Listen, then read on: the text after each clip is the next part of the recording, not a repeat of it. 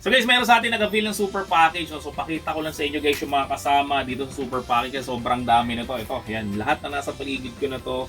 Kasama yung super package. So lahat guys ang pwedeng gawin sa printing basis ay magagawa mo na. Pwera lang syempre yung tarpaulin. So dito muna tayo sa pigment printing. Syempre kasama niyan Epson na L121. Tapos may dalawang set ng pigment ink. Cameo cutting machine, yan yung kulay puti na yan. So ganito itsura niyan, yan yung pinangkakat ng mga sticker. Tapos syempre may kasama na rin yan na laminator. Ito may kasama na rin sliding cutter. Tapos sa mga vinyl, syempre yung kasama niyan 5 iTech na vinyl gloss, 3 transparent at syempre 2 vinyl na matte. Tapos sa phototop naman, meron dyan 5 glossy. Tapos nag-iisa ng lahat ng klase ng phototop. So merong matte, glittery, canvas matte, leather, holographic 3D, holographic rainbow, holographic broken glass, holographic star, holographic dot, holographic square, holographic flower, holographic snowflakes, holographic fireworks, and syempre holographic heart. Tapos meron rin tayong PVC cutter. Ayun, yung nasa ilalim na yung PVC cutter po yan. Tapos PVC card sheet, PET card sheet, 3-in-1 na wire puncher. So may kasama na rin yan na automatic na calling card cutter. Meron na rin yung kasamang calling card paper mat. Tapos 2 pack ng laminating film, yung smooth and syempre yung matte. Tapos mayroon na rin po yan 20 na calling card case. Then kasama na rin dyan syempre yung rim cutter. Tapos yung double-sided na photo paper. Yung 3 pack ng RC Satin na photo paper. 2 pack ng RC Glossy na photo paper. Isang scoring board. Laminating film na 250 microns. So makapal po yan. Tapos 3 rim ng bond paper. Tapos meron na rin po yan na dark transfer paper, badge maker, yan yung square magnet. Tapos may 5 pack ng magnetic sheet. So meron na rin yan 5 pack ng photo sticker na glossy. Tapos may 2 pack ng photo sticker na matte. Tapos 100 na Sintra board. Tapos may PVC cutting mat na rin nakasama yan. Tapos ito yung mga ibang mga maliliit na mga tools. Meron yung pen knife, 3 frag na glue, jute string, puncher with eyelet, ruler, and syempre may ball chain na rin nakasama yan. Tapos dito naman tayo sa sublimation. Syempre may kasama na Epson L121. Tapos 2 set ng sublimation ink. May mini heat press na rin yan. Yung malaking heat press kasama na rin. Tumbler press. Sublimation paper. Magic mug. Sublimation mugs. Tapos ito, 5 sports jug. Tapos thermal tape na malaki. So sa freebies naman, syempre libre na yung pagalis ng teach, installation. 2 printer bridge. Ito. Ang dust cover na kasama dyan is 2 dust cover ng L121. Isang dust cover ng Cameo. Isang dust cover ng laminator.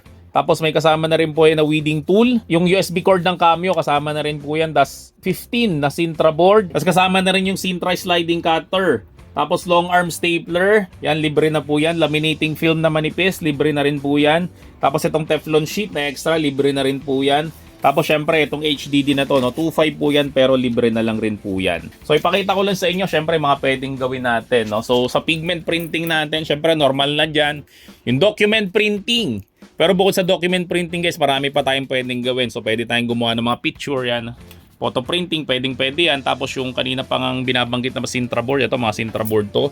Ito Sintra board rin po yan. Pwede rin tayong gumawa ng calendar. Tapos yung button pin, hindi nyo na kailangan ng machine. Ito lang, acrylic lang yan na button pin. Tapos ito po mga PVC ID o PVC card, pwede nyo rin pong gawin yan using pigment ink. Gumawa tayo ng QR code ng Sintra board. Tapos ito mga standee, pwede. Tapos ito picture frame, pwede rin po yan. Tapos mga sticker nga, yan, so kinat yan ng Cameo.